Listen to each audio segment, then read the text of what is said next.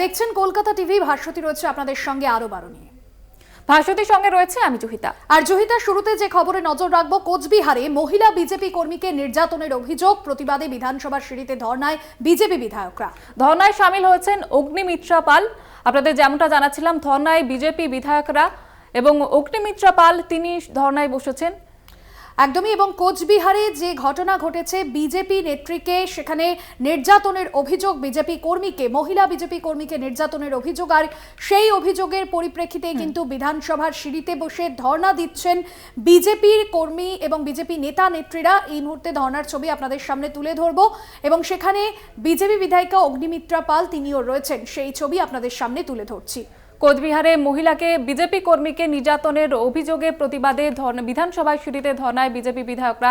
ধর্নায় সামিল হয়েছেন অগ্নিমিত্রা পাল।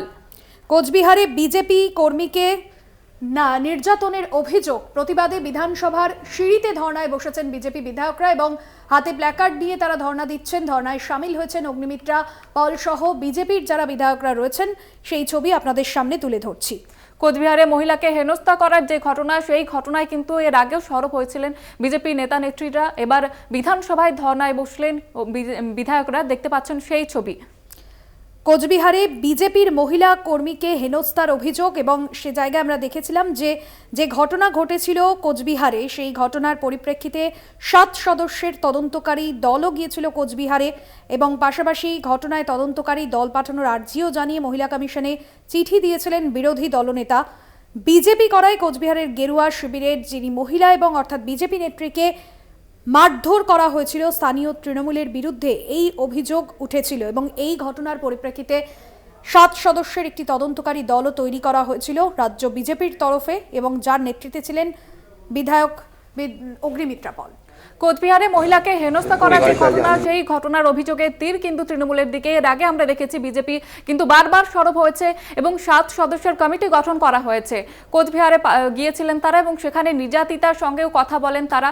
যদিও সেখানকার স্থানীয় পুলিশের তরফ থেকে কিন্তু জানানো হয়েছিল এই ঘটনার সঙ্গে রাজনীতির কোনো যোগ নয়, তবে বিজেপি কিন্তু একেবারে সরাসরি তোপ দাগছে তৃণমূলকে এবং এর বারবার কিন্তু সরব হয়েছে বিজেপি নেতা নেত্রীরা। আমাদের বিশেষ প্রতিনিধি দেবজ্যোতি ঘোষ রয়েছেন সরাসরি আমাদের সঙ্গে বিধানসভা থেকে। দেবজ্যোতি, আমরা দেখেছি কোচবিহারে মহিলা বিজেপি কর্মীকে নির্যাতনের অভিযোগ এবং যে অভিযোগের পরিপ্রেক্ষিতে 7 সদস্যের একটি দলও গঠন করা হয়েছিল বিজেপির তরফে এবং এই মুহূর্তে বিধানসভায় ধর্ণা দিচ্ছেন বিজেপি বিধায়করা। কি বলছেন তারা, কি দাবি তাদের? দেখো, বিজেপি বিধায়করা এখানে কিন্তু তারা বিক্ষোভ করছেন। তারা বলছেন কোচবিহার সহ রাজ্য জুড়ে যে নারী নির্যাতন হয়েছে তাদের কঠোর শাস্তি চাই। এই মুহূর্তে বিজেপি বিধায়করা রয়েছেন, তার সঙ্গে আমি কথা বলবো। চন্দনা বাউরি তিনি বসে রয়েছেন, তার সঙ্গে কথা বলবো। আপনাদের কি দাবি? দেখুন, আমাদের দাবি বলতে দেখুন, এটা শুধু আমাদের দাবি না, প্রত্যেকটা মহিলার আমাদের অধিকার। এই পশ্চিমবঙ্গে যেভাবে মহিলাদের উপর অত্যাচার হচ্ছে আপনারা দেখে আসছেন 2011 সাল থেকে। এই সরকার ক্ষমতায় আসার পর থেকে দিকে দিকে শুধু নারীদের উপর অত্যাচার। সেই অত্যাচার হওয়ার ফলে আমরা যে মহিলাদের যে যারা অত্যাচার হচ্ছেন তারা যে কোনো মানে নিস্তার পাচ্ছেন সেটাও পাচ্ছেন এবং তাদের যে বিচার, সেই বিচারও হচ্ছে না। যারা এই কাণ্ডগুলো করছেন তাদের কোনো বিচার হচ্ছে না। তার ফলে কি হচ্ছে, এখানে যারা সন্ত্রাসবাদী, যারা নির্যাতনকারী, তারা আরো বেড়ে যাচ্ছেন। আমরা এটাই বলতে চাই যে এখানের যিনি মুখ্যমন্ত্রী, মহিলা মুখ্যমন্ত্রী, উনি মহিলাদের সাথে, মহিলাদের হয়ে কথা না বলে উনি যারা নির্যাতন করছেন তাদের হয়ে কথা বলছেন। তো এখানে আমরা একটা কথাই বলতে চাই, মহিলা মুখ্যমন্ত্রী যেহেতু, মহিলার হয়ে কথা বলুন এবং মহিলাদেরকে সুরক্ষিত দিন, এটাই বলতে চাইছি। কারণ আমরা দেখছি পশ্চিমবঙ্গে সন্দেশখালী বলুন, মালদা বলুন, কুচবিহার বলুন, বিভিন্ন জায়গাতে যেখানে রেপ ঘটনা হয়েছে, এরকম রেপ হয়েছে, সেখানে কোনো সুরাহা হয়নি। আমরা এটাই মুখ্যমন্ত্রীকে বার্তা দিতে চাই, আমরা মহিলাদের সাথে আছি, পাশে আছি, পশ্চিমবঙ্গের মায়েদের সাথে আছি। দেখছো, বিজেপি বিধায়করা বিক্ষোভ করছেন। তারা বলছেন যে অবিলম্বে দোষীদের দৃষ্টান্তমূলক শাস্তি দিতে হবে এবং অন্যদিকে দেখো, আজকে বিধানসভায় যেমন লবির সামনে তৃণমূল কংগ্রেসের বিধায়করাও, তৃণমূল কংগ্রেসের 2 বিধায়ক নবনির্বাচিত, তারা কিন্তু বি আর অমৃতকরের মূর্তির সামনে তারা অবস্থানে বসবেন। তাদের যেটা দাবি রয়েছে যে 2 বিধায়ক তারা এখনো পর্যন্ত ঠিকমতো শপথ নিতে পারছেন না। অন্যদিকে কোচবিহারের দাবি নিয়ে কিন্তু বিজেপি বিধায়করা বিক্ষোভ করছেন এবং তাদের বিক্ষোভ কর্মসূচি আজ দুপুর পর্যন্ত চলবে। যেহেতু আজকে অর্ধদিবস ছুটি ঘোষণা হয়েছে, সেই জন্য তারা প্রথমার্ধে তারা বিধানসভার অভ্যন্তরে বিক্ষোভ করছেন। অত্যন্ত গুরুত্বপূর্ণ যে আজকে বিধানসভার অভ্যন্তরে কিন্তু দুটি বিক্ষোভের কর্মসূচি চলছে, যা অত্যন্ত রাজনৈতিকভাবেও তাৎপর্যপূর্ণ।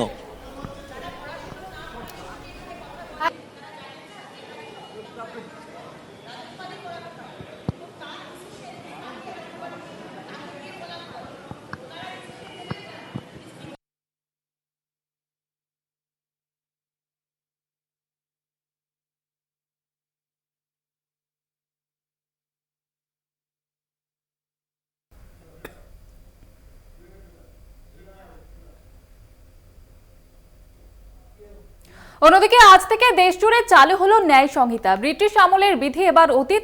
1860 সালের ভারতীয় দণ্ডবিধি বদলে ভারতীয় ন্যায় সংহিতা আজ থেকেই চালু হচ্ছে। 1998 সালের ফৌজদারি দণ্ডবিধি বদলে ভারতীয় নাগরিক সুরক্ষা সংহিতা, 1872 সালের সাক্ষ্য আইন বদলে ভারতীয় সাক্ষ্য অধিনিয়ম এবং কেন্দ্রের যেই নতুন আইন, সেই আইনের বিরোধিতা করে যেরকম পশ্চিমবঙ্গ বার কাউন্সিলের তরফেও কর্মবিরতির ডাক দেওয়া হয়েছে। এবং কাটো আদালতে সেখানেও কিন্তু আইনজীবীরা ধর্নায় বসেছেন। আপনাদের যেমনটা জানাচ্ছিলাম, আজ থেকে শুরু হচ্ছে ন্যায় সংহিতা এবং যে কারণে যার প্রতিবাদে কিন্তু সরব হয়েছেন আইনজীবীরা এবং কাটো আদালতে সেখানে ধর্নায় বসেছেন সেখানকার আইনজীবীরা। এ বিষয়ে আরো বিস্তারিতভাবে জানবো, সেখান থেকে সরাসরি রয়েছে প্রতিনিধি চন্দন সেনগুপ্ত। চন্দন, কি দাবি করছেন তারা? জয়িতা, প্রথমেই বলে রাখি যে 1872 সালে যে ব্রিটিশ আমলের আইন, সেই আইন পরিবর্তন করে নতুন আইন যেটা করতে চলেছে কেন্দ্রীয় সরকার, আজ থেকে সেটা লাগু হতে চলেছে। সেই কারণে কিন্তু বার কাউন্সিল যে আছে রাজ্যের, সেই বার কাউন্সিলে যারা ল ক্লার্ক অ্যাসোসিয়েশনের কর্মচারী আছে, ল ক্লার্কের যে সদস্যরা আছে, তারা কিন্তু আজকে কর্মবিরতির ডাক দিয়েছে। তুমি দেখতে পাচ্ছ আমার পেছনে রয়েছে, এরা কিন্তু সকাল থেকেই কর্মবিরতি পালন করছে, পেন ডাউন করেছেন, কোনো কাজ করবে না এবং তারা চাইছে যে এই যে আইন হয়েছে, এই আইন অতি দ্রুত কিন্তু এটা বাতিল করতে হবে।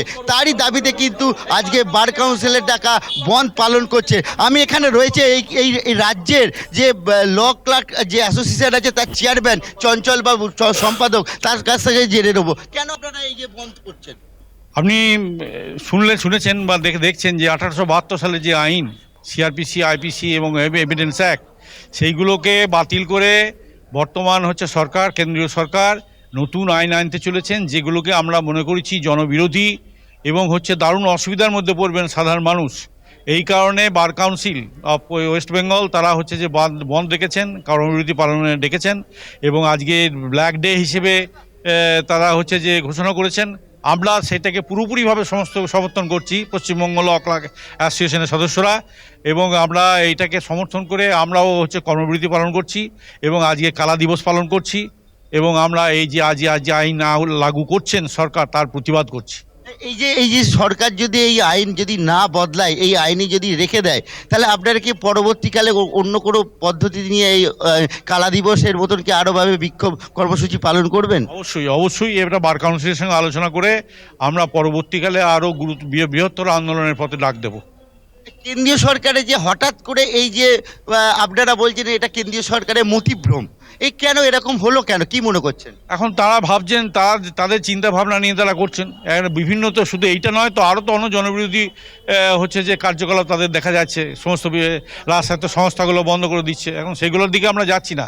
আমরা চাইছি যে সাধারণ মানুষের এই বিচার ব্যবস্থায় যেন এর কোনো পদক্ষেপ না হয়, বিচার ব্যবস্থায় যেন কোনো তার এই নতুন আইনের কোনো ভূমিকায় বা আঘাত না আসে, এইটা আমরা চাইছি।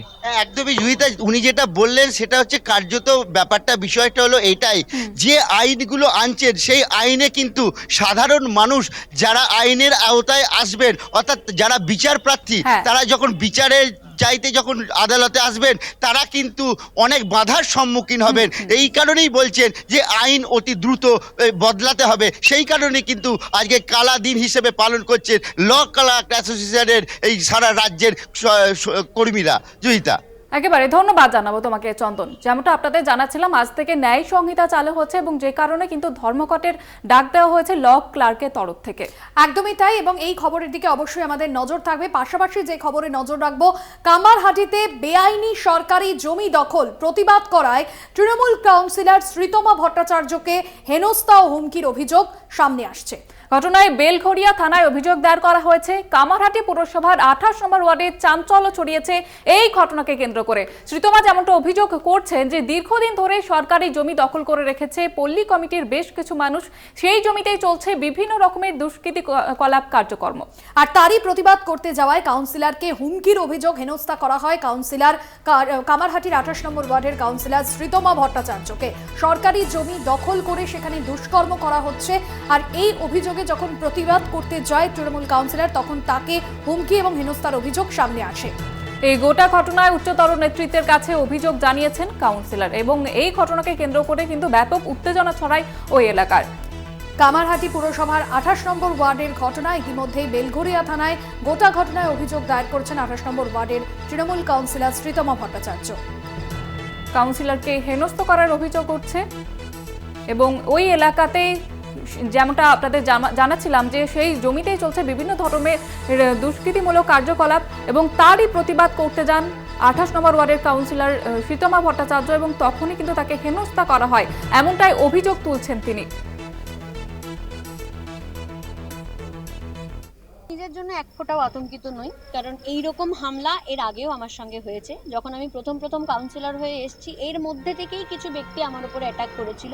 আমি এলাকাটা নিয়ে আতঙ্কিত, কারণ আজকে কিছু মানুষ আছে যারা টাকা দিয়ে মুখ বন্ধ রাখার চেষ্টা করে পল্লীর মানুষদের। আলটিমেটলি কিন্তু টাকা দিয়ে বেশি দিন মানুষের মুখ বন্ধ রাখা যায় না। গভর্নমেন্ট প্রপার্টির একটা চাবি চাওয়া হয়েছিল বলে, তাও আমি নয়, পল্লীর মানুষরা ওখানে বসে মিটিং করবে, এইটা হচ্ছে কারণ। পল্লীর সম্পত্তি কেউ নিজের পাওয়ার খাটিয়ে, সেই সম্পত্তি হোক বা সেই জায়গা হোক বা সেই পুকুর হোক, হোয়াট এভার দ্য প্লেস, সেটা যাতে কোনো অন্যায়ভাবে নিজের না করতে পারে, এটা আমার উদ্দেশ্য ছিল।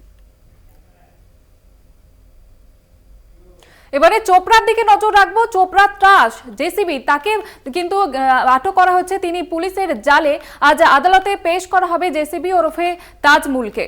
যুবক যুবতীকে মারধরের যে ভিডিও, সেই ভিডিও গতকালই ভাইরাল হয়েছিল। সালিশি সভা বসানো হয়েছিল বিবাহ বহির্ভূত সম্পর্কের অভিযোগে। সেই সালিশি সভাতেই যুবক যুবতীকে বেধড়ক মারধর করা হয় এবং এই অভিযুক্ত জেসিবির আরও একটি ভিডিও জয়িতা ভাইরাল হয়েছে। একেবারে গতকাল রাতে যে ছবি আপনারা দেখেছিলাম, যে ভিডিও ভাইরাল হয়েছে এবং গা শিউরে ওঠার মতো ঘটনা, এবং সেই ঘটনার সত্যতা যদিও, ভিডিওর সত্যতা যদিও যাচাই করেনি কলকাতা টিভি, তবে সেই চোপড়া ত্রাস এখন কিন্তু পুলিশের জালে।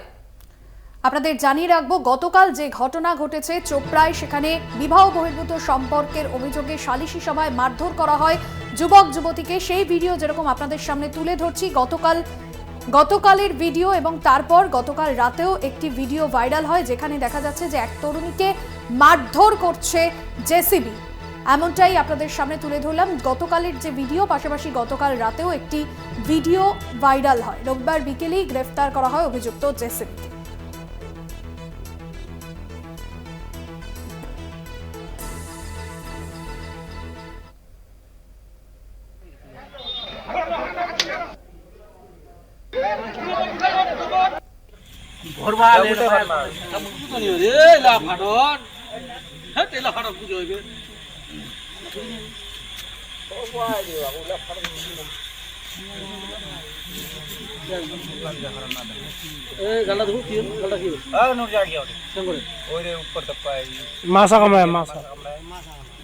বিক্রমাদিত্য বিশ্বাস আমাদের প্রতিনিধি রয়েছেন ফোন লাইনে।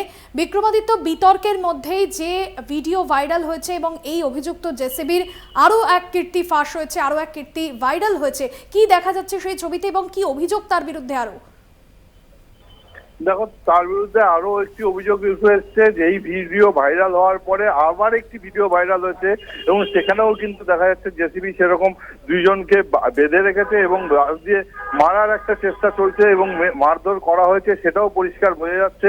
এই ধরনের অভিযোগ কিন্তু আরো জেসিবির বিরুদ্ধে আছে বলে জানা গিয়েছে। এবং যখনই ভিডিও ভাইরাল হয়েছে এবং পুলিশ যখন তার বিরুদ্ধে একটা অভিযোগের ভিত্তিতে তাকে অ্যারেস্ট করেছে এবং তাকে আজকে কোর্টে তোলা হবে, এই কথা জানার পরে কিছু মানুষ কিন্তু আস্তে আস্তে কিন্তু তাদের অভিযোগের যে চিত্র সেগুলো সব তুলে ধরছে। এবং এই ঘটনার ফলে রাজনৈতিক দলগুলো যেরকম তাদের যে ইসলামপুর ব্লকের চোপড়া অঞ্চলে যেরকম কোন রকম আইনি ব্যবস্থা সঠিক নেই তার কথা বারবার বললেও পুলিশের যে কাজ, পুলিশ গতকাল অভিযোগ পেয়েছে এবং নিজে একটি সুমোটো কেস করেছে এবং তার বিরুদ্ধে অভিযুক্তকে গ্রেফতার করেছে। আজকে তাকে তোলা হবে। এই টোটাল ঘটনাটাকে ঘিরে কিন্তু গোটা এলাকা জুড়ে একটা শোরগোল পড়ে গিয়েছে এবং গোটা রাজ্য জুড়ে একটা চাঞ্চল্য সৃষ্টি হয়েছে। যেরকম তালিবানি প্রক্রিয়ায় মারধরের ঘটনা উঠে এসছে, তাতে যে অভিযুক্ত সে যখন গ্রেফতার হয়েছে তাতে সাথে কিন্তু সাধুবাদ জানিয়েছে সাধারণ মানুষও। ধন্যবাদ তোমাকে। পুলিশের জালে চোপড়া ত্রাস জেসিবি আজ আদালতে পেশ করা হবে তাকে, এবং এই ঘটনাকে কেন্দ্র করে কিন্তু রাজনৈতিক তরজা শুরু হয়ে গিয়েছে। যুবক যুবতীকে মারধরের ভিডিও গতকালই ভাইরাল হয় এবং যে ছবি আপনাদের সামনে তুলে ধরলাম। তৃণমূল মুখপাত্র শান্তনু সেন কি প্রতিক্রিয়া দিয়েছেন এই বিষয়ে শোনাবো। চোপড়ায় যে ঘটনা ঘটেছে, তৃণমূল কংগ্রেস দলগতভাবে বা আমাদের সরকার এই জিনিস কোনোভাবে সমর্থন করে না, সেটা আমরা বারবার বলেছি। পুলিশ সুমোটো কেস করেছে, মেইন যে অভিযুক্ত তাকে অ্যারেস্ট করেছে, ভিকটিমদের পুলিশ সিকিউরিটি দিয়েছে এবং আরও যদি এই কেসে কেউ যুক্ত থাকে তাকে সে পার পাবে না, পুলিশ তাকে অ্যারেস্ট করবে। কিন্তু তফাৎটা অন্য জায়গায়। 34 বছরে বামফ্রন্টের আমলে এই বাংলায় এই ধরনের অনেক ঘটনা আগে ঘটেছে, কিন্তু কোনো বামপন্থী নেতাকে বা সরকারের মন্ত্রীকে প্রকাশ্যে এসে কন্ডেম করতে শুনিনি, বা বামফ্রন্টের কোনো নেতা অ্যাকিউজ থাকলে তাকে বামফ্রন্টের পুলিশ অ্যারেস্ট করছে সেই জিনিস আমরা দেখিনি। আর ভারতবর্ষেও বিজেপি শাসিত বহু রাজ্যে এই ধরনের ঘটনা এখনও আকছার ঘটে, কিন্তু কোনো বিজেপির নেতা সেই ঘটনাকে দোষারোপ করছে বা বিজেপির অভিযুক্ত নেতাকে বিজেপির প্রশাসন অ্যারেস্ট করছে, সেটা ভারতবর্ষের কোনো বিজেপি শাসিত রাজ্যে দেখা যায় না। এটাই একমাত্র বাংলাতেই এটা সম্ভব। তার কারণ বাংলার সরকার, মমতা ব্যানার্জি সরকার, zero tolerance to such activities শুধু মুখে বলে না, কাজেও করে দেয়।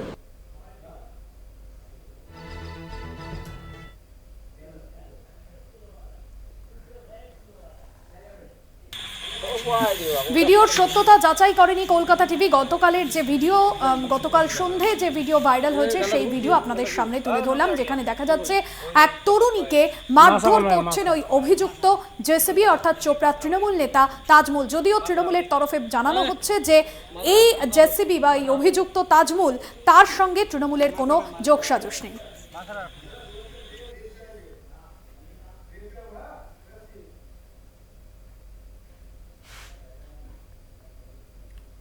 আরো 12-এর সময় এখন একটা বিরতি।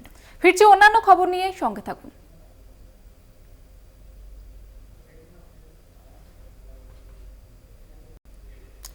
ফিরে এলাম বিরতির পর। আরো 12 নিয়ে আপনাদের সঙ্গে রয়েছে ভাস্বতী জহিতা, এবং যে খবরে নজর রাখবো, নদী থেকে উদ্ধার তৃণমূল কর্মীর দেহ। সন্দেশখালীর ছোট গলাগাছি নদী থেকে উদ্ধার হয়েছে দেহ।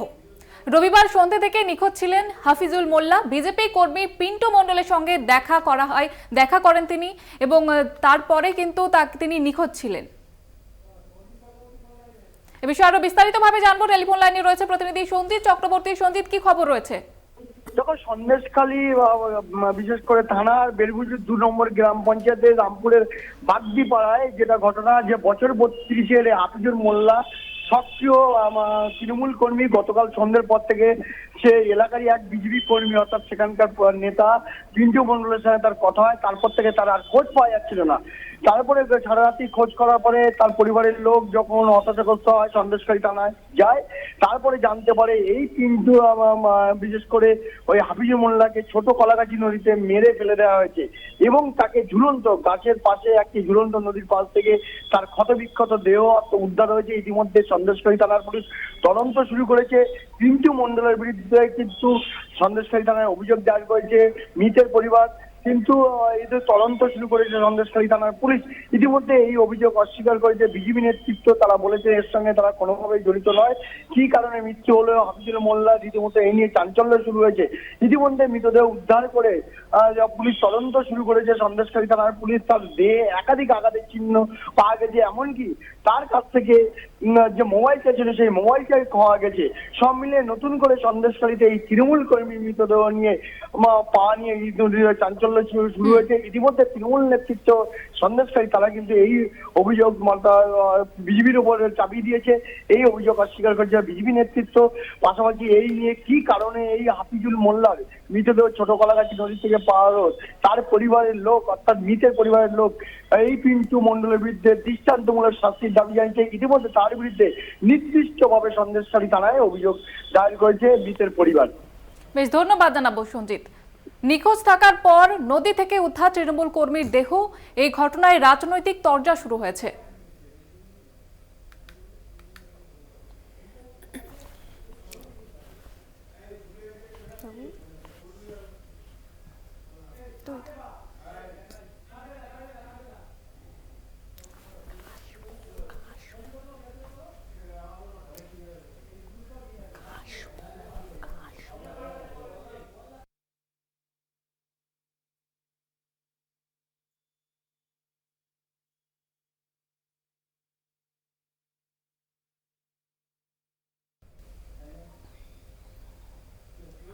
অন্যদিকে মুখ্যমন্ত্রীর নির্দেশের পরে উচ্ছেদ অভিযান অব্যাহত। বোলপুর পৌরসভা এলাকার ফুটপাত দখল মুক্তি অভিযান চলছে। বোলপুর স্টেশন রোড কাশিম বাজারে ভেঙে ফেলা হয়েছে অবৈধ নির্মাণ। ভাঙা হলো অনুব্রত মণ্ডলের শ্যালকের দোকানও। মুখ্যমন্ত্রীর কড়া নির্দেশের পরেও বিভিন্ন জায়গায় এই বুলডোজার সংস্কৃতি অব্যাহত এবং মুখ্যমন্ত্রী মমতা বন্দ্যোপাধ্যায় এর আগেই নির্দেশ দিয়েছিলেন যে হকারদের উচ্ছেদ করা আমাদের লক্ষ্য নয়, তাদেরকে পুনর্বাসন দিতে হবে এবং তারপরে এই ধরনের কাজ করতে হবে, নির্দিষ্ট সময়সীমাও বেঁধে দিয়েছিলেন। কিন্তু তারপরেও রাজ্যের বিভিন্ন প্রান্তে এই ধরনের ছবি দেখা যাচ্ছে। ঘটনাস্থলে বিশাল পুলিশ বাহিনী মোতায়েন রয়েছে এবং বিভিন্ন জায়গায় দোকানপাট ভেঙে ফেলা হচ্ছে বুলডোজার দিয়ে। মনা বীরবংশী প্রতিনিধি রয়েছেন ফোন লাইনে। মনা, বীরভূমের বিভিন্ন জায়গায় দোকানপাট ভাঙা হয়েছে এবং অনুব্রত মণ্ডলের শ্যালকের দোকানও ভাঙা হচ্ছে। কি ছবি? মুখ্যমন্ত্রীর নির্দেশের পরেও এ ধরনের ছবি। একেবারেই তাই, এই প্রশ্নই কিন্তু বারবার করে বীরভূম জেলার মানুষের কাছে তারা কিন্তু করছেন। তার কারণ হচ্ছে, তুমি জানো যে মানবিক মুখ্যমন্ত্রী তিনি যেমন বলেছেন যে হকার উচ্ছেদ বা ফুটপাতে সরকারি যে জমি দখল করে যারা ব্যবসা করছেন তাদেরকে সময়সীমা বাড়ানো হলো এবং তাদের বিষয়টা চিন্তা ভাবনা করা হোক।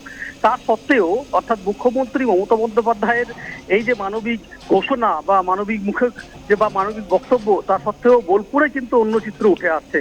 এদিন সকাল থেকে আমরা দেখলাম বোলপুর যে পৌরসভা এলাকায়, সেই পৌরসভা এলাকায় বুলডোজার দিয়ে কার্যত ভেঙে গুড়িয়ে দেওয়া হচ্ছে, এমনই একটা অভিযান, এমনই একটা চিত্র কিন্তু আমরা দেখতে পাচ্ছি। এবং দেখতে পাচ্ছি ছবিতে যেটা হচ্ছে বোলপুর পৌরসভার চেয়ারম্যান যিনি রয়েছেন পর্ণা ঘোষ, তার নেতৃত্বে কিন্তু এটা হচ্ছে এবং বোলপুর পৌরসভার অন্যতম আধিকারিক সুদীপ্ত ঘোষ তার নেতৃত্বে কিন্তু এটা হচ্ছে। এবং দেখতে পাচ্ছি যে এই চৌরাস্তা থেকে স্টেশন রোড কাশিম বাজার পর্যন্ত বিশেষ করে এই যে আওতা অভিযান, সেই অভিযানে কিন্তু ছাড় পেলেন না বীরভূম জেলা তৃণমূল কংগ্রেসের সভাপতি অনুব্রত মণ্ডলের শ্যালক। একদমই, অর্থাৎ মুখ্যমন্ত্রীর নির্দেশের পরেও এই বুলডোজার দিয়ে উচ্ছেদ অভিযান অব্যাহত এবং বোলপুরের ছবি আপনাদের সামনে তুলে ধরলাম। ধন্যবাদ মনা। মুখ্যমন্ত্রীর নির্দেশের পরে উচ্ছেদ অভিযান চলছে সমস্ত জায়গাতে।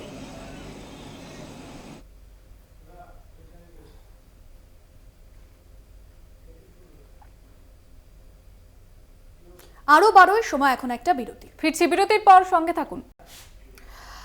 ফিরে এলাম বিরতির পর, আর এবার যে খবরে নজর রাখবো, ঘুরতে গিয়ে ঘনালো মৃত্যু। লোনাভালা জলপ্রপাতে ঘুরতে গিয়ে প্রবল স্রোতে ভেসে গেলেন একই পরিবারের 7 জন। ঘটনার মুহূর্তের যে ছবি, সেই ছবি প্রকাশ্যে এসেছে।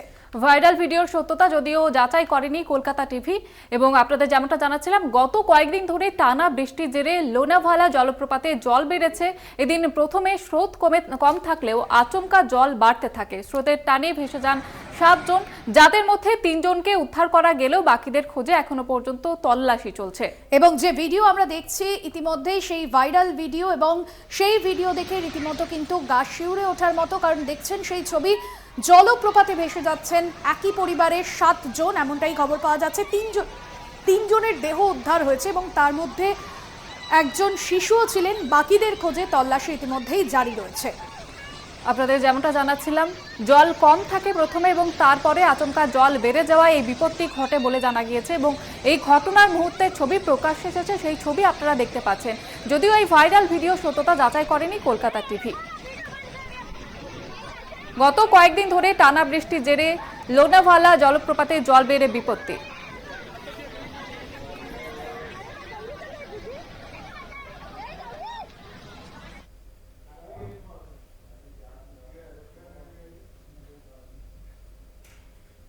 অন্যদিকে ভুটান পাহাড়ে লাগাতার বৃষ্টির জন্য এলাকায় বন্যা পরিস্থিতি তৈরি হয়েছে। আলিপুরদুয়ার জেলার কুমারগ্রাম ব্লকের শঙ্কোষ রায়ডাক নদীর জলস্তর হু হু করে বাড়ছে। আর এতেই আতঙ্কিত হয়ে পড়েছেন কুমারগ্রাম ব্লকের শঙ্কোষ ভিলেজ, বেতিবাড়ি এবং মুসলিম চর সহ একাধিক এলাকার বাসিন্দারা। স্থানীয় বাসিন্দারা তারাও যথেষ্ট চিন্তায় রয়েছেন, তবে প্রশাসনের তরফে নজরদারি রয়েছে এলাকায়। অপরদিকে হাসিমারা তৌসা নদীতেও জলস্তর বৃদ্ধি পেয়েছে। ইতিমধ্যে জয়গাঁও প্রায় 15টি পরিবারকে ত্রাণ শিবিরে নিয়ে আসা হয়েছে। আতঙ্কে রায়গাঁও, মঙ্গলাবাড়ি, খারখোলা সহ বিভিন্ন এলাকার বাসিন্দারা। গত কয়েকদিন ধরে যে নাগারে বৃষ্টি হচ্ছে উত্তরবঙ্গে, তার জেরে কিন্তু এই বিপত্তি বলে জানা যাচ্ছে। ভুটান পাহাড়ে লাগাতার বৃষ্টিতে বিপত্তি, সেখানকার একাধিক নদীতে জলস্তর হু হু করে বৃদ্ধি পাচ্ছে। ভোগান্তির শিকার সেখানকার বাসিন্দারা। বন্যা পরিস্থিতির সৃষ্টি হয়েছে, আতঙ্কে রয়েছেন গ্রামবাসীরা। সেই ছবি আপনারা দেখতে পাচ্ছেন। ত্রাণ শিবিরে পাঠানো হয়েছে জয়গাঁওয়ের 15টি পরিবারকে।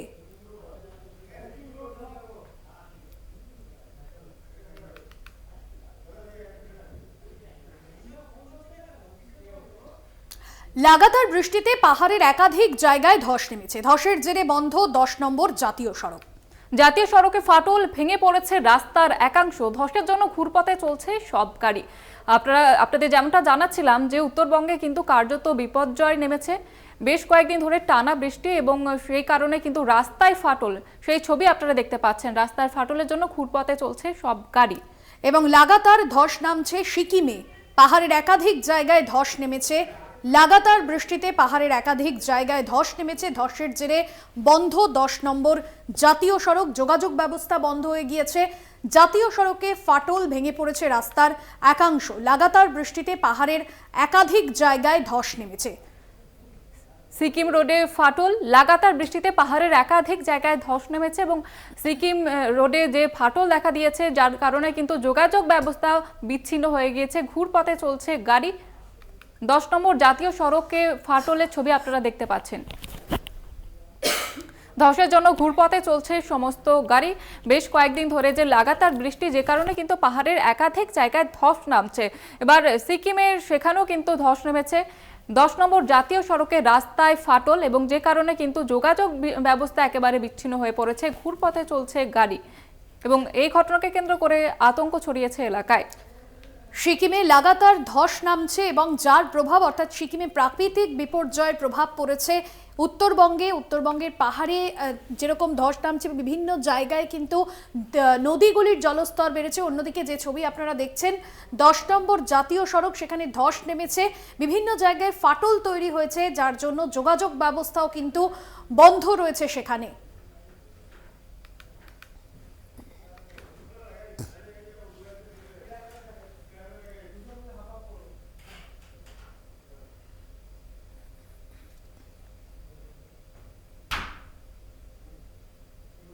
অপরাধের তকমা খুঁজল, যদিও অধরাই রইল কলকাতা টিভির সম্পাদক কৌস্তুভ রায়ের জামিন। ব্যাংশাল আদালতে ইডি সিবিআই বিশেষ আদালতে দীর্ঘ শুনানি হয় কৌস্তুভ রায়ের জামিন মামলার। এর আগে হাইকোর্টে জামিন বাতিল হয়েছিল কৌস্তুভ রায়ের। উচ্চ আদালতের সেই রায়কে মান্যতা দিয়ে এবারও জামিন বাতিল হয় কৌস্তুভ রায়ের। তবে আদালতের পরামর্শ দীর্ঘ সময় পেরিয়ে যাওয়ায় মামলার ক্ষেত্রে বিচারক যে পরিস্থিতির পরিবর্তন দেখেছেন, তা নিয়ে ফের হাইকোর্টে জামিনের আবেদন জানাতে পারেন কৌস্তুভ রায়। পিনকন মামলায় জামিন খারিজ হয় কলকাতা টিভির সম্পাদক কৌস্তুভ রায়ের। মাননীয় বিচারকের রায়ে নিম্নলিখিত বিষয়ে অভিমত আকারে প্রতিফলিত হয়েছে। কলকাতা টিভির সম্পাদক কৌস্তুভ রায় এই আদালতে জামিন চেয়েছেন। কৌস্তুভ রায় জানিয়েছেন, তার চ্যানেলের খবরে কেন্দ্রে ক্ষমতায় থাকা শাসক দলের কাজের সমালোচনা হয়, সেই কারণেই কেন্দ্রীয় এজেন্সি ইডি তাকে টার্গেট করেছে। তিনি কোনো অপরাধ করেননি, প্রেডিকেট অফেন্সের সঙ্গেও যুক্ত নন। ইডি প্রথমে তার বিরুদ্ধে পিনকন থেকে 4,29,25,444 টাকা নেওয়ার অভিযোগ তুলেছিল। পরে সেই টাকার অঙ্ক কমে দাঁড়ায় 1,44,00,000। কৌস্তুভ রায় জানিয়েছেন, তার টিভি চ্যানেলে ওই টাকার বিজ্ঞাপন চালানো হয়েছিল। টেলিকাস্ট সার্টিফিকেট হিসেবে ট্যাম ও বার্কের রিপোর্ট দেওয়া হয়েছে এই দাবির প্রমাণ হিসেবে। বিচার প্রক্রিয়া শুরুর আগেই দীর্ঘ কারাবাসের অভিযোগও তুলেছেন কৌস্তুভ রায়। 2017 সালে খেজুরি থানায় হওয়া একটি মামলার সূত্রে এই মামলাটি দায়ের হয়। পিনকন গ্রুপ অফ কোম্পানিজ জনসাধারণের কাছ থেকে প্রতারণার মাধ্যমে অর্থ সংগ্রহ করে। হাজার হাজার মানুষ প্রতারিত হন। মোট 638 কোটি 56 লক্ষ টাকা প্রতারণার অভিযোগে দোষী সাব্যস্ত করা হয় পিনকন গ্রুপের চেয়ারম্যান মনোরঞ্জন রায়কে। সাজার আদেশের পর অর্থ পাচারের তদন্ত শুরু হয়েছে 2021 সালে। মূল মামলার নিষ্পত্তি হওয়ার সময় পর্যন্ত কোথাও কৌস্তুভ রায়ের নাম আসেনি। জামিনের আবেদনকারী কৌস্তুভ রায়ের নাম প্রথম প্রকাশ পায় 7 জুলাই 2023 সালে। ওই সময় সাজাপ্রাপ্ত মনোরঞ্জন রায় প্রেসিডেন্সি সংশোধনাগারে ছিলেন। কলকাতার একটি বেসরকারি হাসপাতালে চিকিৎসার জন্য ভর্তি ছিলেন মনোরঞ্জন রায়। মনোরঞ্জন রায়ের বিবৃতির রেকর্ড করতে যান ইডি আধিকারিকরা। তখন মনোরঞ্জন জানান কৌস্তুভ রায়কে তিনি 1.5 কোটিরও বেশি টাকা দিয়ে সাহায্য করেছেন ব্যক্তিগত বন্ধুত্ব থাকার কারণে।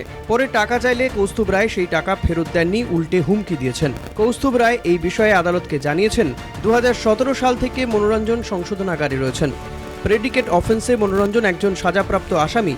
হেফাজতে থাকাকালীন বহুবার তাকে জেরা করা হয়েছে, কিন্তু 2017 থেকে 2023 সালের 7 জুলাইয়ের আগে কখনো কৌস্তুভ রায়ের নাম আসেনি। যদি মনোরঞ্জন রায়ের এই বক্তব্যকে সত্যি বলে মেনেও নেওয়া হয়, তাহলেও পিনকন গ্রুপের আর্থিক তছরূপের সঙ্গে এই লেনদেনের কোনো সম্পর্ক নেই। এক্ষেত্রে এক বন্ধু অন্য বন্ধুকে বিপদে টাকা ধার দিয়েছেন শুধু। আর্থিক কেলেঙ্কারিতে তখনই কোনো ব্যক্তিকে অপরাধী মানা যায় যখন সে জেনে বুঝে প্রত্যক্ষ বা পরোক্ষভাবে সেই অপরাধে যুক্ত থাকে, সেই অপরাধ প্রক্রিয়ায় ইন্ধন দেয় বা সহযোগিতা করে। সংক্ষেপে বললে, অপরাধ দ্বারা অর্জিত অর্থ যদি লুকিয়ে রাখার চেষ্টা হয়, সেটিকে বেআইনি আর্থিক লেনদেন হিসেবে তকমা দেওয়া হয়। যেভাবে দেশের মূল স্রোতের অর্থনীতির শিরা উপশিরায় এমন বেআইনি কারবার ঢুকে পড়েছে এবং সেই কালো টাকা স্বচ্ছ অর্থ হিসেবে পরিগণিত হচ্ছে, কিন্তু সবার আগে মনে রাখতে হবে হাতে আসা অর্থ বেআইনি লেনদেনের মাধ্যমে সংগৃহীত কিনা, অর্থাৎ অভিযুক্ত জেনে বুঝে বেআইনি অর্থ ব্যবহার করেছেন কিনা তার বিচার করতে হবে।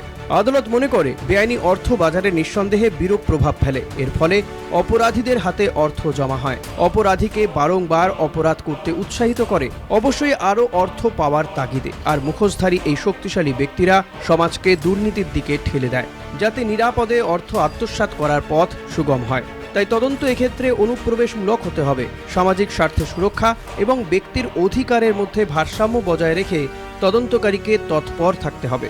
পিএমএল আইনের 45 ধারা অনুযায়ী সরকার নিয়োজিত আইনজীবী অভিযুক্তের জামিনের আবেদনের বিরোধিতা করার সুযোগ না পেলে অভিযুক্তকে জামিন দেওয়া যাবে না। এই আইনজীবীর বক্তব্য শোনার পরে যদি নিশ্চিতভাবে মনে হয়, তাহলেই অভিযুক্তকে জামিন দেওয়া যেতে পারে। সেক্ষেত্রে দেখতে হবে জামিনে থাকা অবস্থায় অভিযুক্ত যেন অপরাধ না করে।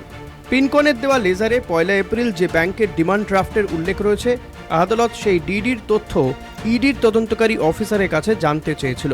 ইডির আইনজীবী একটি পেন ড্রাইভ ও একটি ইমেল আদালতে জমা দেন। সেই নথি ও তথ্য খতিয়ে দেখে আদালত মনে করছে আদালতের প্রশ্ন এড়িয়ে গেছে ইডি। ওই পেন ড্রাইভ ও ইমেলে ডিডি সংক্রান্ত কোনো তথ্য পাওয়া যায়নি। পিএমএল আইনের 19 নম্বর ধারায় গ্রেফতারির ক্ষেত্রে ইডি প্রায়ই আদালতকে জানায় অভিযুক্ত তাদের প্রশ্ন সযত্নে এড়িয়ে গেছেন। এই সযত্নে এড়িয়ে যাওয়ার প্রসঙ্গটি ইডি প্রায়ই ব্যবহার করে। এক্ষেত্রে আইনি প্রক্রিয়া চলাকালীন আদালতের প্রশ্ন ইডি সযত্নে এড়িয়ে গেছে, যা দেখে আদালত বিস্মিত। আগামীর জন্য ওই পেন ড্রাইভ সংরক্ষণ করার নির্দেশ দিচ্ছে আদালত। 40টি বিল নিয়ে ইডিকে যে প্রশ্ন করেছিল আদালত, সেগুলিরও সন্তোষজনক উত্তর মেলেনি। পিনকনের তরফে যে বিলগুলি রিসিভ করা হয়নি, সেগুলিকে প্রথমে জাল বলা হয়েছিল, বাকি বিলগুলি সঠিক বলা হয়। পরে যে বিলগুলিকে ইডি সঠিক বলে, সেগুলিতে আবার পিনকনের স্বীকৃতি ছিল না। টেলিকাস্ট সার্টিফিকেটে ট্যাম ও বার্কের যে রিপোর্ট আদালত দেখেছে, প্রাথমিক ধারণায় মনে করা হচ্ছে অভিযুক্তের দাবি সঠিক হলেও হতে পারে। কৌস্তুভ রায় যে টাকা নিয়েছেন বলে ইডি দাবি করেছিল, সেই টাকার পরিমাণ কমে 1,44 লক্ষ টাকায় দাঁড়িয়েছে। ট্যাম বার্ক রিপোর্ট এটা প্রমাণ করছে যে পিনকনে বিজ্ঞাপন কলকাতা টিভিতে চলেছে। এই ক্ষেত্রে অভিযুক্তের পেশ করা তথ্যে তাকে আর্থিক তছরূপের ঘটনায় অভিযুক্ত না করার সম্ভাবনাই প্রবল হয়। মনোরঞ্জন রায়ের লাইসি স্কুল থেকে যে 30 লক্ষ টাকা কৌস্তুভ রায় পেয়েছিলেন এবং ফিরিয়েও দিয়েছিলেন, সেই ঘটনাতেও প্রাথমিকভাবে আর্থিক তছরূপের অভিযোগ জোরালো হয় না। কোনো এক পক্ষ বিজ্ঞাপন দিতে চাইলেও তা না নেওয়ার অধিকারও অন্য পক্ষে রয়েছে। এই মামলায় প্রসিড অফ ক্রাইমের পরিমাণ প্রথম অভিযোগের অঙ্ক থেকে কমে দাঁড়িয়েছে 1,44 লক্ষ। এর অর্থ অভিযুক্ত কৌস্তুভ রায় বাকি টাকার সন্তোষজনক হিসেব তদন্তকারী সংস্থাকে দিতে পেরেছেন। যদি তাই হয়ে থাকে, তাহলে এ সদর্থক ইঙ্গিত অভিযুক্তের পক্ষে যাওয়ার সম্ভাবনাই বেশি। বিচার প্রক্রিয়া শুরু করার আবেদন নিয়ে আগে যখন অভিযুক্তকে আদালতে পেশ করা হয়েছিল, তখন ইডির তরফে জানানো হয়েছিল তদন্ত প্রক্রিয়া শেষ, বিচার প্রক্রিয়া শুরু করা যেতে পারে। কিন্তু পরে বিচার প্রক্রিয়া শুরু না হতে পারার কারণে যখন অভিযুক্ত জামিনের আবেদন করেন তখন ইডি সুবিধে মতো মাঠের গোলপোস্টটা সরিয়ে নিয়ে বলে তদন্ত এখনো চলছে। ইডির এই সম্পূর্ণ কার্যকলাপ এটাই বোঝাচ্ছে তারা যে কোনোভাবে অভিযুক্ত কৌস্তুভ রায়কে গারদের পেছনে দেখতে চাইছেন। এনফোর্সমেন্ট ডিরেক্টরেটের আইনজীবীর বক্তব্য, অভিযুক্ত এখানে বিজ্ঞাপনের দর, বিজ্ঞাপনের রসিদ, ট্যাম, বার্ক, শংসাপত্র ইত্যাদি যেসব তথ্য পেশ করেছেন তা হাইকোর্টে জামিনের আবেদন পেশ করার সময়ও দাখিল করেছিলেন। সেই সব তথ্য ও অন্যান্য বিষয়বস্তু পর্যালোচনা করেই 2024 সালের 2রা জানুয়ারি হাইকোর্ট তার জামিনের আবেদন খারিজ করে। কিন্তু আবেদনকারীদের সেই রায়ের পর আপাত দৃষ্টিতে পরিস্থিতির বদল ঘটেছে, যা এই রায়ে উল্লেখ করা হয়েছে। কিন্তু অভিযুক্তকে সেই আদালতেই জামিনের আবেদন করতে হবে যেখানে তার আগের আবেদন খারিজ হয়েছিল, অবশ্যই পরিবর্তিত পরিস্থিতির উল্লেখ করে, কারণ সেটাই বিচার বিভাগীয় শৃঙ্খলা, পবিত্রতা এবং বিচার বিভাগীয় ব্যবস্থা। এই অনুধাবনের পরিপ্রেক্ষিতে জামিন অনুমোদন করা যাচ্ছে না, তাই আবেদনটি খারিজ করা হলো। জামিন নাকচ হওয়ায় পুনরায় বিচার বিভাগীয় হেফাজতে পাঠানো হয় কৌস্তুভ রায়কে। কলকাতা টিভি। ফিরে এলাম বিরতির পর। এবার যে খবরের দিকে নজর রাখবো, চোর সন্দেহে এক যুবককে মারধর, বাড়ি থেকে তুলে নিয়ে গিয়ে যুবককে মারধরের ঘটনা। তারকেশ্বরের রানাবাঁধের ঘটনা, মৃত্যু হয়েছে ওই যুবক বিশ্বজিৎ মান্নার। ঘটনা ইতিমধ্যেই দুজনকে আটক করেছে পুলিশ। তবে এই ঘটনা নতুন নয় জয়িতা, একের পর এক ঘটনা আমরা দেখছি রাজ্যের বিভিন্ন প্রান্তে গণপিটুনির ঘটনা সামনে আসছে। একেবারে কখনো চোর সন্দেহে, কখনো ছেলে ধরা সন্দেহে একাধিক জায়গা থেকে উঠে আসছে কিন্তু একই রকমের খবর। এবার রানাবাঁধে সেখানে এক যুবকের মৃত্যু হয়েছে, বাড়ি থেকে তাকে তুলে নিয়ে গিয়ে মারধর করা হয়েছে বলে জানা যাচ্ছে। চোর সন্দেহে ওই যুবককে মারধর করা হয়েছে এবং বাড়ি থেকে তুলে নিয়ে যাওয়া হয়েছে। ইতিমধ্যে এই ঘটনায় দুজনকে আটক করা হয়েছে। তারকেশ্বরের রানাবাঁধের ঘটনা, যেখানে মারধরের যে মৃত্যু হয়েছে ওই যুবক বিশ্বজিৎ মান্নার। ঘটনায় দুজনকে আটক করেছে পুলিশ। বাড়ি থেকে তুলে নিয়ে গিয়ে যুবককে ব্যাপক মারধর, মৃত্যু হয়েছে বিশ্বজিৎ মান্নার। যেমনটা আপনাদের জানাচ্ছিলাম, তারকেশ্বরে রানাবাঁধে এই ঘটনাটি ঘটেছে। এক যুবককে চোর সন্দেহে বাড়ি থেকে তুলে নিয়ে গিয়ে মারধর করা হয় বলে জানা যাচ্ছে। পাপু সাত্রা আমাদের প্রতিনিধি রয়েছেন ফোন লাইনে। পাপু, কি জানা যাচ্ছে, ঠিক কি ঘটনা ঘটেছে, কেনই বা বাড়ি থেকে তুলে নিয়ে গিয়ে ওই যুবককে মারধর করা হয়েছে? দেখো, পরিবার সূত্রে যেটা জানা যাচ্ছে সেটা হচ্ছে কয়েকদিন আগে কিন্তু ওই বাড়ির পাশে একটি চুরি হয়েছিল। সেই চুরি থেকে কিন্তু সন্দেহবশত গতকাল রাত্রে কিন্তু কাজকর্ম থেকে পেশায় গাড়ি চালক, সে গাড়ি চালিয়ে কিন্তু বাড়ি ফেরার অনেকটাই রাতে বাড়ি ফেরে এবং সেই সময় এর সাথে প্রথমে একটা বাগবিতণ্ডা হয় এবং তাকে তুলে নিয়ে গিয়ে বাড়ির পাশে যে বিকাশ সামন্ত এবং তার ছেলে দেবকান্ত সামন্ত তাদের বাড়িতে নিয়ে যায় এবং তাদের একটি গোডাউনে তাকে ভেতরে নিয়ে গিয়ে তাকে অত্যাচার করে এবং মারধর করে এবং সেখানে অচৈতন্য অবস্থা পড়ে পড়েন এবং পরিবারের লোকেরাও কিন্তু সেখানে গিয়ে বাধা দেবে, তাদেরকেও মারধর করা হয়। এরপরে কিন্তু পরিবারের লোকজন এবং গ্রামবাসীরা তারা তারকেশ্বর থানায় অভিযোগ দায়ের করেন এবং ফোনে জানান। সেখান থেকে পুলিশ এসে তাকে উদ্ধার করে নিয়ে যান এবং তারকেশ্বর গ্রামীণ হাসপাতালে তাকে ভর্তি করা হলে চিকিৎসা চলাকালীন তিনি মৃত্যু ঘটে। আজ কিন্তু পরিবারের তরফ থেকে লিখিত একটা অভিযোগ দায়ের করা হয়েছে এবং ইতিমধ্যেই তারকেশ্বর থানার পক্ষ থেকে বিকাশ সামন্ত এবং তার ছেলে দেবকান্ত সামন্তকে কিন্তু আটক করেছে এবং খুনের অভিযোগে কিন্তু অভিযোগ দায়ের করেই কিন্তু ইতিমধ্যে কিন্তু তদন্ত শুরু হয়েছে। একদমই ধন্যবাদ জানাবো। পাপু সাত্রা আমাদের প্রতিনিধি ছিলেন ফোন লাইনে। চোর সন্দেহে এক যুবককে মারধর, এবার বাড়ি থেকে তুলে নিয়ে গিয়ে যুবককে মারধরের ঘটনা। তারকেশ্বরের রানাবাঁধে মৃত্যু হয়েছে বিশ্বজিৎ মান্নার। ঘটনায় দুজনকে ইতিমধ্যে আটক করেছে পুলিশ। বাড়ি থেকে তুলে নিয়ে গিয়ে যুবককে মারধরের ঘটনায় ইতিমধ্যেই দুজনকে আটক করেছে পুলিশ। তারকেশ্বরের রানাবাঁধে মৃত্যু হয়েছে যুবক বিশ্বজিৎ মান্নার।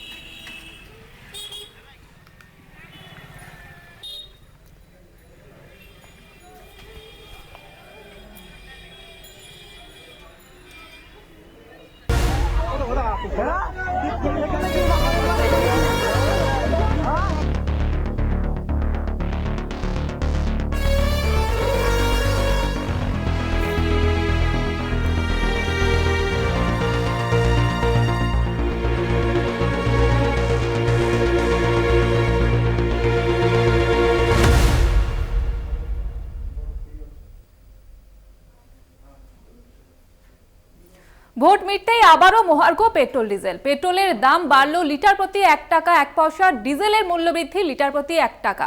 একদমই, এবং আজ থেকে এই নতুন দাম কার্যকর হলো। রাজ্যের তরফে যে দাম বাড়ানো হয়েছে এবং যেখানে নিত্য প্রয়োজনীয় জিনিসের দাম বাড়ছে এবং তারই মাঝে পেট্রোল ডিজেলের দাম বাড়ছে এবং আজ থেকেই নতুন দাম কার্যকর হলো। মহার্ঘ পেট্রোল ডিজেল লোকসভা ভোট মিটতেই কিন্তু দাম বাড়ানোর সিদ্ধান্ত রাজ্য সরকারের।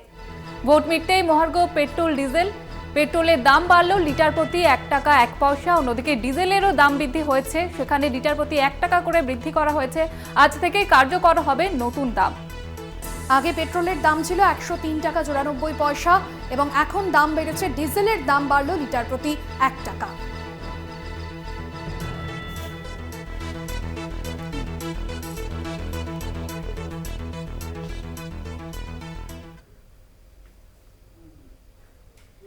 আরও আজকের মতো এই পর্যন্তই।